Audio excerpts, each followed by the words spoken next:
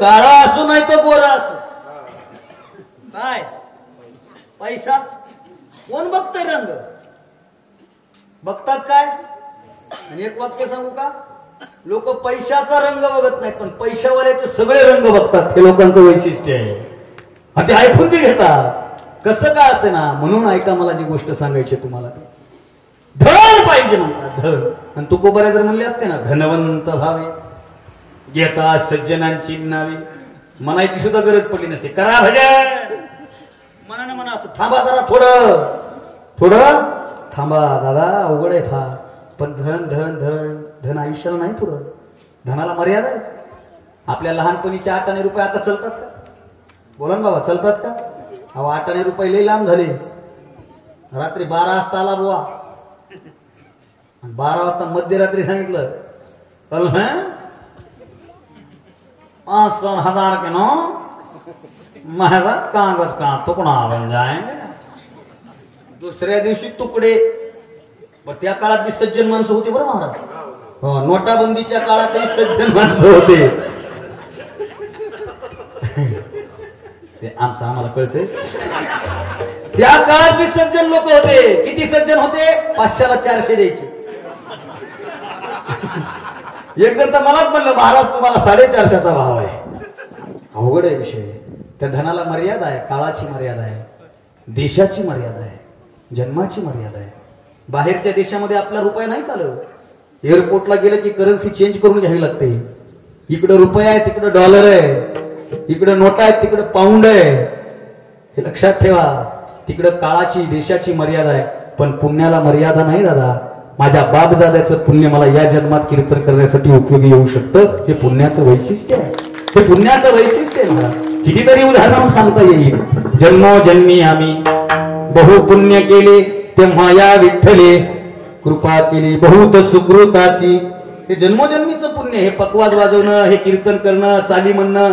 तुम्हाला वाटतं का डायरेक्ट महाराज विठ्ठल महाराज उठले पकवाजवर बसले इथं?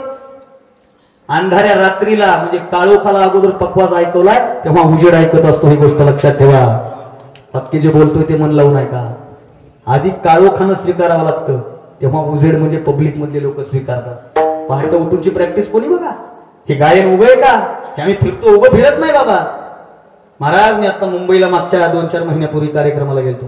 आणि मुंबईच्या कार्यक्रमामध्ये माझा एक मित्र कार्यक्रमाला आला होता. आता ही जशी मित्र कंपनी आली ना, महाराष्ट्राची हास्य जत्रा नावाचं एक सिरियल लागते सोनी मराठीवर. तो लिहिणारा माझा दोस्त आहे. आणि तो माझ्या कीर्तनाला आला. 2-3 कीर्तन सोबत ऐकले त्यानं सलग. आणि निघायच्या दिवशी त्याच्या रूमवर मी बसलो होतो गप्पा मारीत. त्याने त्याचे प्रोजेक्ट वगैरे सांगितले. बाबा तुम्हाला म्हणला तुला 2 प्रश्न विचारायचे. विचार, माझ्या संप्रदायाचं मोठे पण सांगतोय, म्हणलं नाही का? तो म्हणला दादा आम्ही एखादं जर स्किट शूट करायचं म्हणलं, एखादं नाटक जर करायचं म्हणलं ना, तर त्या नाटकाची कमीत कमी 1-2 महिने तालीम करतो. 10 मिनिटाचं स्किट जर करायचं असेल ना, तर 10 मिनिटाच्या स्किटचं अगोदर लिखाण केलं जातं. लिखाणानंतर डायलॉग एकमेकाला दिले जातात. डायलॉग मध्ये एखादा जर उच्चार जमत नसेल, फंबल पडत असेल, तर तो शब्द बदलला जातो. समोर बसलेल्या लोकांना सुद्धा कुठं कसं हसायचं आणि कुठं कसं एक्सप्रेशन द्यायचं इथपर्यंत आम्ही सांगतो. शूटिंग मध्ये डायलॉग पाठ केल्याच्या नंतर एक बैठी तालीम होते, नंतर रंगीत तालीम होते. रंगीत तालीम करून शूटिंगला आम्ही येतो. शूटिंगच्या वेळेला 1000 रिटेक होतात. 1000 रिटेक करत करत करत आम्ही 10 मिनिटाचं शूट करतो. ते शूट केलेलं पुन्हा काही दिवसानं टेलिकास्ट करतो. आणि टेलिकास्ट झालेला एपिसोड घरात बसून माणसं खळखळून हसतात. 10 मिनिटाच्या स्किट साठी आम्हाला एवढे रिटेक घ्यावे लागतात. 3 दिवस झालं तुझं 2 तासाचं कीर्तन ऐकतोय, एकदाही रिटेक नाही. नॉन स्टॉप तुम्ही बोलता. मध्येच कोणीतरी पाठीमागला शब्द धरून गातो. पकवाच्या मध्येच काहीतरी बोल वाजवतो. मागं उभा असलेला गायक मध्येच काहीतरी म्हणतो. तुझी कीर्तनाची स्क्रिप्ट अगोदर काका महाराजांना दिलेली असते का? तुझ्या कीर्तनाची स्क्रिप्ट कृष्ण महाराजांना दिलेली असते का? तुझ्या कीर्तनाची स्क्रिप्ट अमोल महाराजांना दिलेली असते का? या मंडळींना दिलेली असते का? मी म्हणलं नाही. मग तुझी स्क्रिप्ट जर त्यांना नाही दिली तर मधीच काय गायचं हे त्यांना सांगितलं कुणी? पकवाजाचे बीट ठरलेले असतात का? मग तो मध्ये वाजवतो कसं काय? लोकांना हसायच्या जागा सांगितलेल्या असतात का? मी म्हणलं नाही रे बाबा, सगळं लाईव्ह तू बघितलंस ना. आणि तो म्हणला तुझं कीर्तन चालू असताना ते तुझ्या गायक ओळखीचे होते का? म्हणलं नाही. मुंबईला होतो का? मी एकटाच फिरतो शक्यतो, एकटा. ही मंडळी मला या परिसरात बऱ्याचदा भेटतात. म्हणून ही सगळी मंडळी महाराज आपल्या मराठवाड्याचं आणि महाराष्ट्राचं वैभव आहे मंडळी. काका महाराज कृष्ण महाराज आणि आताच विदर्भात होतो आपण. आमची सगळी मंडळी हे तरी आता समजा ओळखीचे बाबा आपली भेट पहिलीच आहे बरोबर आहे की वाटायला का आमची पहिली भेट आहे पहिल्या भेटीमध्ये एवढे सूत्र कोणाचे जुळते फक्त वारकऱ्याचे जुळते बाकी कोणाचेच जुळू शकत नाही आणि सूत्र जुळवण्यासाठी कोण कोणाच्या कशा भेटी घेत आहे हे किती सूत्रांनी सांगितले मागच्या महिन्यात ही साधी गोष्ट नाही सज्जनो तो मला म्हणला मधीच गायक गातो हो गाणारा काय गातय आम्हाला काय कळत हे तुमचं बी तसंच म्हणणं आहे अरे हे गाण येतो पण काय गाण येत की महाराज म्हणाले वा क्या बात है महाराज म्हणताय वा क्या बात है आणि आम्ही म्हणतो बात क्या है बात है क्या ओ गा रे तुम वा बात है काय चाललंय काय आम्हाला कळत नाही ऐका बरं त्याला दिलेलं उत्तर तुम्हाला देतो आता याच्यावर मी एक लेख लिहितोय फार मोठा संप्रदायाचं मोठेपण चालू कीर्तनात कोणतं प्रमाण कुठं म्हणायचं कोणतं प्रमाण कुठल्या सुरात कुठल्या चालीत म्हणायचं कुठल्या प्रमाण कुठल्या पट्टीत म्हणायचं ते प्रमाण कळायला ते प्रमाण कानात जायला कानातून मेंदूत जायला मेंदूतून हृदयात यायला आणि हृदयातला भाव चेहऱ्यावर दिसायला अनंत जन्माचं पुण्यच पदरात असावं लागतं तेव्हा ते कळतं नाही तर कळत नाही पुण्य असावं लागतं ते ते पुण्य साचा तरी बहुता जन्मी घडेल वाचेस या तुडीना समागम घडे संतांचा दोन गोष्टी आनंद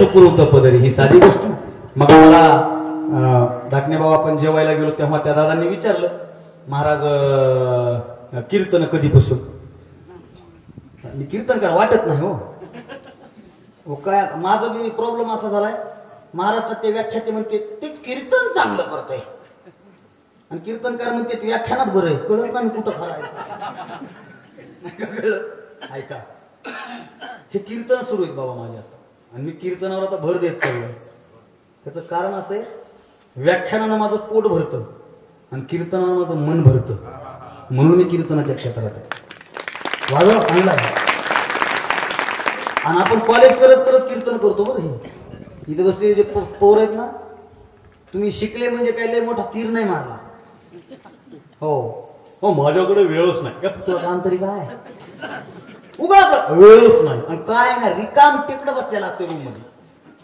वेळ काढा मला कॉलेज मधला एक मित्र म्हणला दादा मी मुद्दाम सांगतो काही तरुण पोरं बसलीत म्हणून सांगतो मी BA केलं MA केलं MPhil केलं आणि सध्या डॉक्टर बाबासाहेब आंबेडकर मराठवाडा विद्यापीठामध्ये मी PhD करतोय PhD करत करत म्हणजे मी शिकलेला महाराज आहे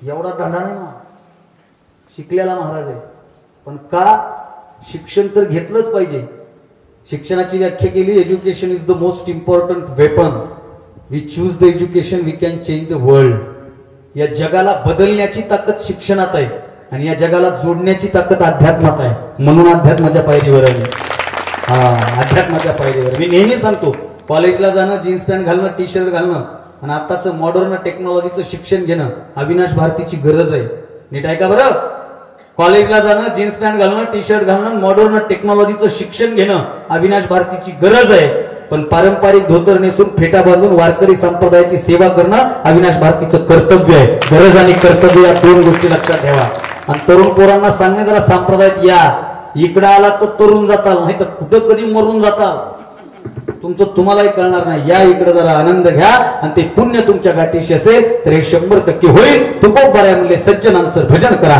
तुम्हाला पुण्य भेटल तुम्ही करणार का हे माझी वाचा तुटी महालाभ फुकासाठी हा महालाभ आहे फुकट आहे, मी माझा तोटा करून घेणार नाही, मी माझा फायदाच करणार, मीही भजन करणार. आणखीन काय, विश्रांतीचा ठाव पायी संतांची अभाव, नेघे माझी वाचा तुटी महालाभ फुकासाठी. ऐका ना, संतांचं भजन करा, पुण्य भेटल. संतांचं भजन करा, पाप नष्ट होईल. तुका म्हणे पापे जाती संतांची जपे. वेळेची मर्यादा असल्यामुळे गणती मंडळाची माफी मागून दोनच गोष्टी सांगतो.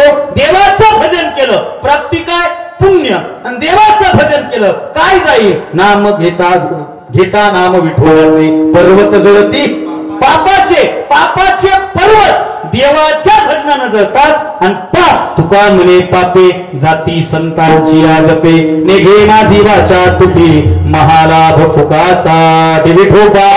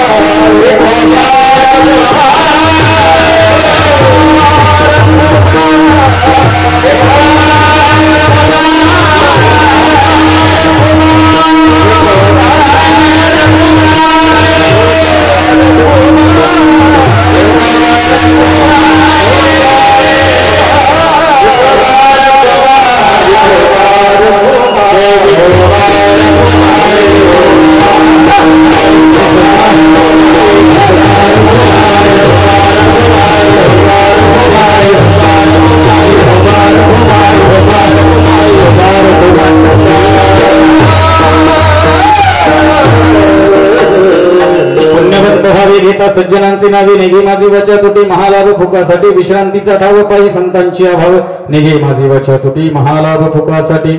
तुका म्हणे पापे जाती संतांची जपे, नेघे माझी वाचा तुटी महालाभ फुकासाठी. बघा काळ किती पुढे गेला, या काळ किती पुढे गेलाय. ढाकणे बाबा माझा फोटो काढू लागले, हार घालणाऱ्या बाबाने गडबडीने मोबाईल काढून दिला. ह्याच्यात का आठवणीत नाही. मोबाईल चांगली गोष्ट आहे हो, लोकांना वाईट म्हणतात पण चांगली गोष्ट आहे, फक्त याचा वापर कसा करायचा कळलं पाहिजे. मी तर मोबाईलचे आभार मानतो महाराज. मी तर म्हणतो मोबाईल सगळेजण वापरा, युट्यूब डाउनलोड करा, अविनाश भारती ऑफिशियल चॅनलला सबस्क्राईब करा, महेशचं चॅनल आहे त्याला बी सबस्क्राईब करा. हे आपला फायदा आहे ना याच्यात. एकच क्लिप माझी व्हायरल झाली भाषणाची, करिअर सेट झालं. उपयोग आपल्याला कळाला पाहिजे. मोबाईलचा वापर कसा केला पाहिजे. तुम्ही जर दुकानात जाऊन कुलूप विकत घेतलं ना, तर एका कुलपाला 2 चाव्या येतात. किती, एका कुलपाला किती चाव्या, किती. दुकानदाराला म्हणा उघडायची कोणती लावायची कोणती, 2 आहेत ना. उघडायची चावी कोणती, लावायची चावी कोणती.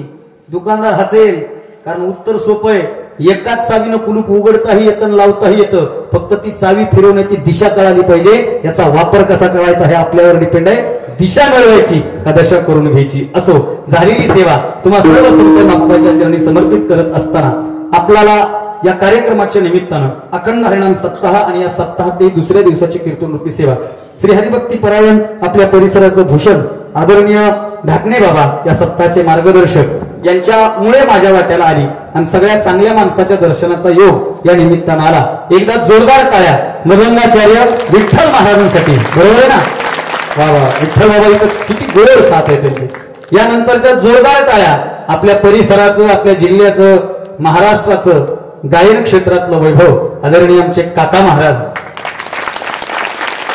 हो, आणि महाराज लहानपणापासून एक मी मन ऐकत आलोय, छोटा पॅक बडा धमाका.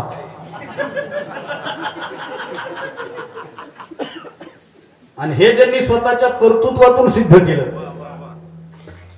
स्वतःच्या लक्षात ठेवा, शरीराची उंची नाही, माणसं कर्तृत्वाची उंची मोजत असतात.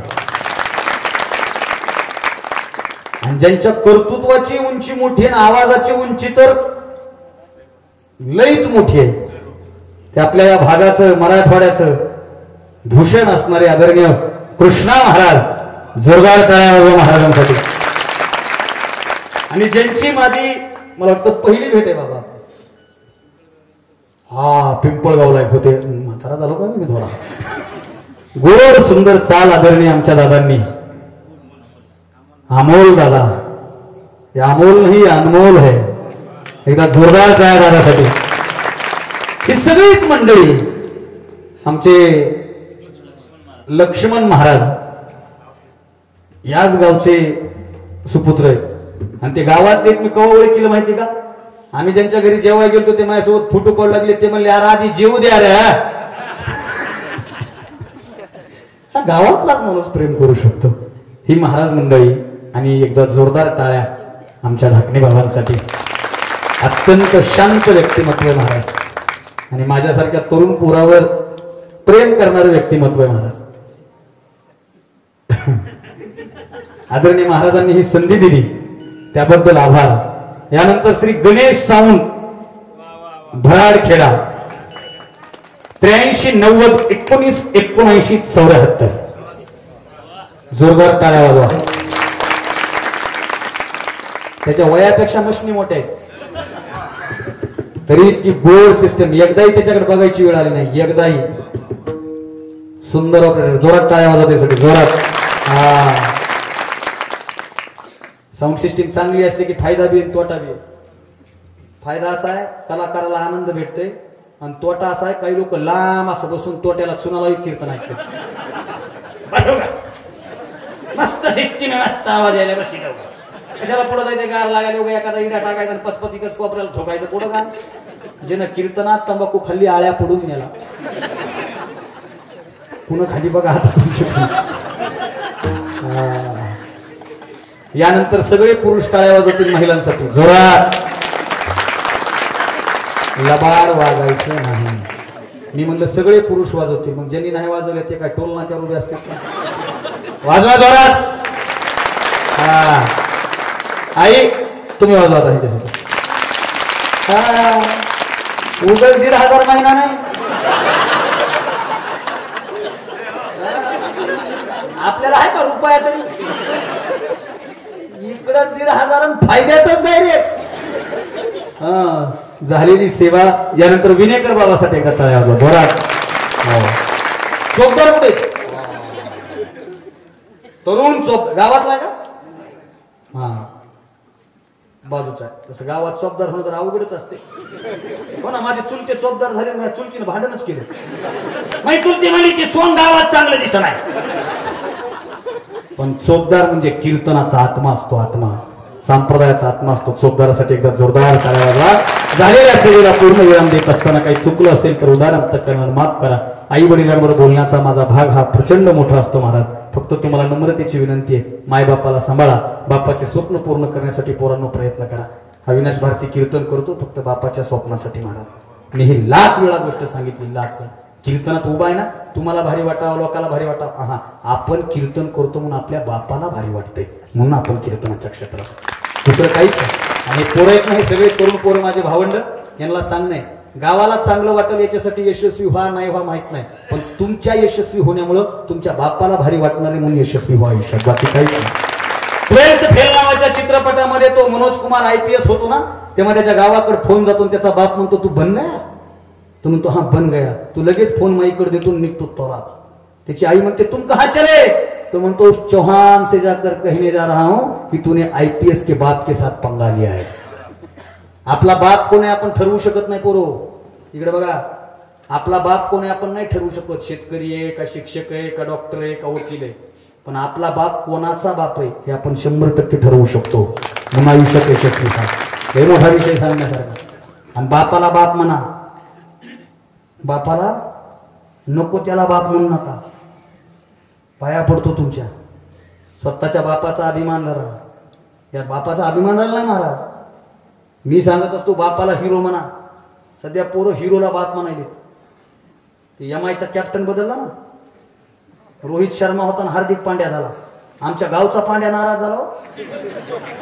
2 दिवस जेवला नाही आमच्या गावचा पांड्या. त्याला म्हणलं काय झालं. टीमचं जरा चुकलंच. रोहित शर्मा सारखा माणूस असताना हार्दिक पांड्या मला काही पटच नाही. अरे तुला गावच्या टीम मध्ये घे ना. तुला लुडोची टीम केली तर त्याच्यात घेतलं नाही.